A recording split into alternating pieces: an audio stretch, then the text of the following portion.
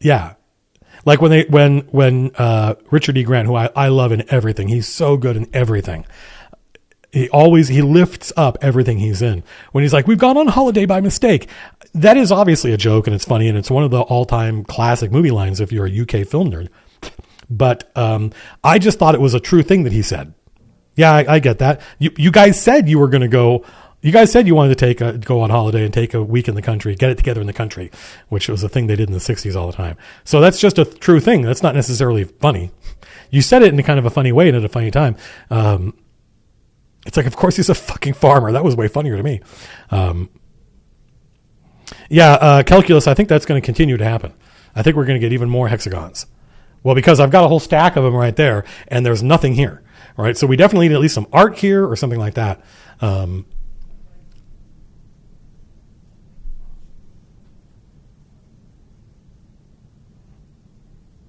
So yeah, it was, I think it worked. And the funny thing is when you listen to Richard E. Grant being interviewed, he's done a lot of interviews, for a guy who's had an amazing career, he has no problem revisiting Withnail and I. He knows that movie made me and he loves it, I think. So it's fun watching him revisit it, every 10 years or whatever. He never seems to get bored of it. Thank goodness. And he talks about how his perception of that character, I think, is that he's not good. He's a bad actor. He thinks he's a great actor, but he's not. He's mid. He's washed up. He's never been good. But I don't think that's what the author intended. I think that Withnail and I has a lot in common with Inside Llewellyn Davis, where the point is, and I think this is the text of the movie supports this, that Withnail is a really good actor. And that's the point of that monologue at the end, where he does the "what a piece of work is a man" speech from Hamlet. And he knocks it out of the park. He knocks it out of the park. And you can imagine, well, it's because of what he's going through, right? Well, isn't that the method? Right? So it's what he's going through is what informs that speech. And the whole point is that he is actually a really, really good actor, but the only people who will ever know it are these wolves in this zoo that are just happen to be there listening. And that if you watch, he has that very Inside Llewellyn Davis attitude of, I'm too good to do commercials. There's a point where somebody gives him a chance to understudy a part. And he's like, I'm not going to understudy this part. I should be fucking playing this part. And that's the kind of person the director grew up with, was these people who might have actually been really good, but they were so full of themselves that they weren't interested in doing the time. They weren't interested in putting in their, what do you call it? You gotta work it. You gotta stand by. I'm trying to adjust the levels here because it's peaking every once in a while. That looks better. You gotta be willing to do the work and put in you gotta make your bones. You have to do your time. Yeah. You have to pay your dues. You have to pay your dues. And it's if you think that going into Withnail, you go, oh yeah, no, 100%. He is not that guy. He is not going to, he thinks I'm so good. And we all knew people like this in high school and college, didn't we? Who you knew they were going to burn out quick because they were so good so fast that they wanted to go to the head of the line. But that's the people who own the line. They're like, no one gets to do that. You got to pay your dues first. And so, yeah, that's the tragedy. And I also think that while on the surface, the relationship between Withnail and I is very classically codependent, when the chips are down and they're 300 miles outside of London and the guy's got to be at an audition. I don't think it's literally an audition. I think it might be I don't know what it is, but he's got a deadline. He's got to go he has to be in London at this time to answer a phone call. He wakes up in the back of his car and Richard E. Grant has been driving all night. And he's like, what are you doing? He goes, I'm making time. And he's going to blitz his way to London. When the chips are down, he risked getting arrested. He did get arrested for his friend. And I was like, that says a lot. I think the characters in that movie are more complicated than people give it credit for. Tim the dealer. I've never known a Tim the dealer, or at least if I did know them, I was not a buyer. And so my relationship with them was always different. Like the guy that taught me how to parallel park, my friend Sean, I think he was a dealer, but I wasn't a user. So I was not a customer of his. We were just friends. And that guy of all people, that guy who's the dude who like the idea of an ordered society freaks him out. All these cars all driving at the same speed on the same time would freak him out. And he's the guy that taught me how to parallel park. Amazing. You never know. You never know.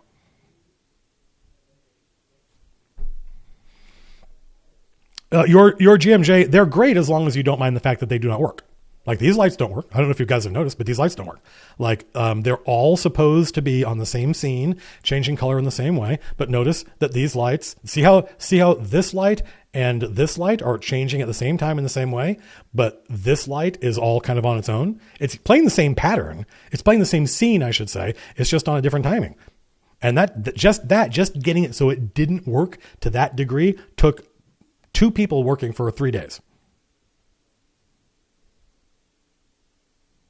I'm not even sure it's the software. It's the logo. I don't think Wi-Fi was designed to have 60 devices all in your house, all operating on relatively low power. If you've ever seen like a heat map of the Wi-Fi in a person's house, there's all sorts of weird like dead zones and places where 2 different signals deconstructively interfere, and so nothing works. And that's the skeleton on which they build the Internet of Things. So it's never going to work the way they thought, unless we change how we build houses and we stop making, Faraday cages, basically.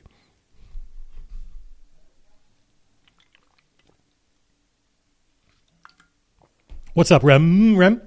Hope you're doing well. No, she did not, Vitruvian Link. What's funny is I once got pulled over on near Christmas, a couple of weeks, like in December. I got pulled over for doing a stupid high speed in my car.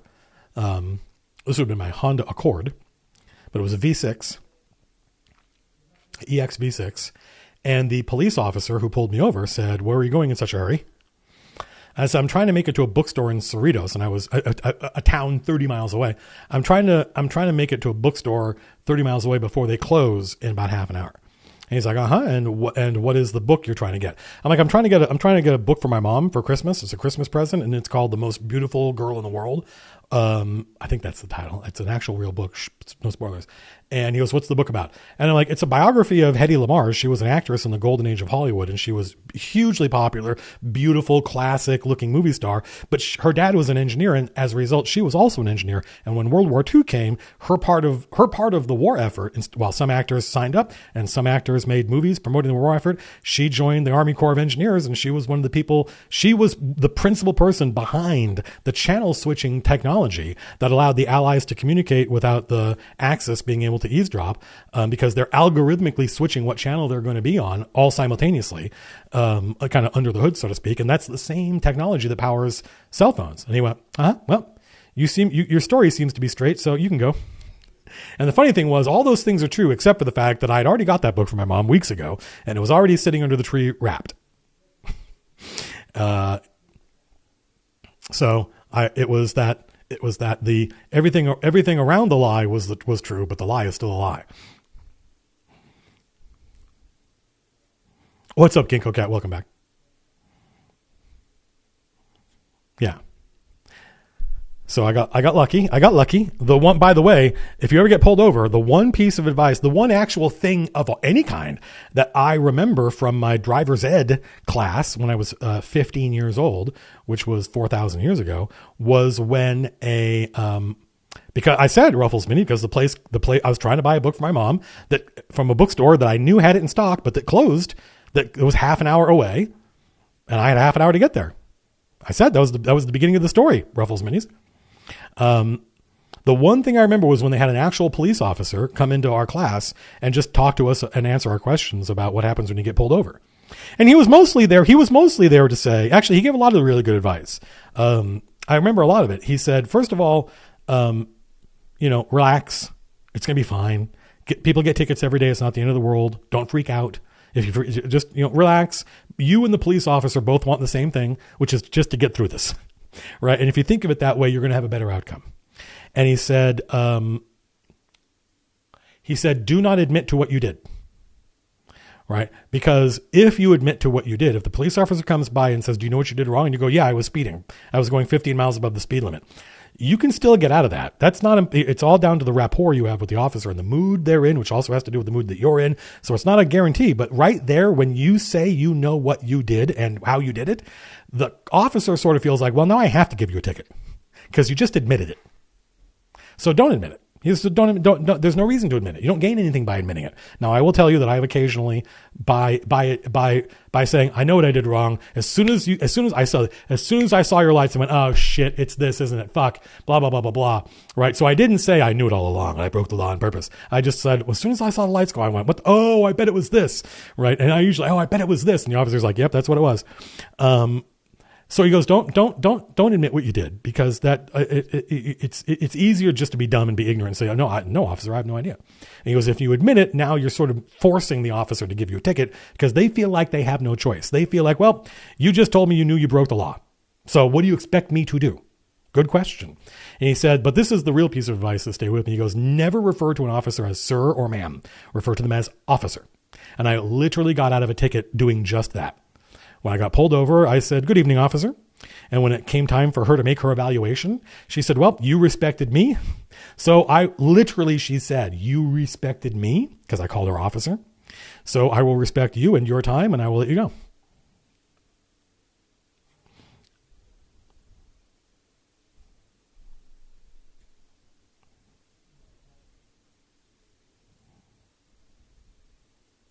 Excuse me. That cop should watch Would I Lie to You? Yeah, that would be a good one. I once got out of a ticket. I once got out of a ticket by talking about a movie, my mom's favorite movie star. That might be pretty good. But the thing is, they would ask me questions and I would just answer them. So the trick in that scenario is to act like I'm making it up and be like, when they say, okay, what was the movie star? I'd be like, it was someone from the 30s. It was Ginger. No, Hedy Lamarr. It was Hedy Lamarr, right? And that way, it's true, but it seems like I'm lying, and that does a lot of anyway. Yeah, a pancake wizard. Yeah, you need to. Yeah, I was in the car with my friend. Yeah, Bobby Tables. Yeah, take it easy, Gherkin Gandalf. It's late in Austria. So, yeah, I've got to. This week, I am trying to revise the ancestries in Draw Steel. Not mechanically, just the fiction. So if you haven't looked at the core rules for Draw Steel, when you get to the ancestry section, you get a couple of paragraphs about the high-level overview about what this species is about. And then at the end, you get, here are all the abilities you can buy. Here's the ability, every dwarf gets this, and then you get a certain number of points you can spend. And that's different points for different classes, because some classes, their base ability is just worth more, right? So they get fewer points to spend in what we call colloquially their Build-A-Bear options. But in between those two things, there's about one solid page worth of fiction.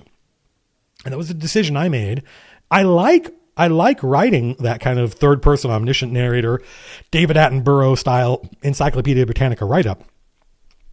I'm just fucking sick of it, and it's boring to read. I think it makes it. I don't like it. I'm over it. I'm over it. I think it's indulgent, actually, and I think much more critical and useful to the person sitting there reading it is to actually get to meet one of these people.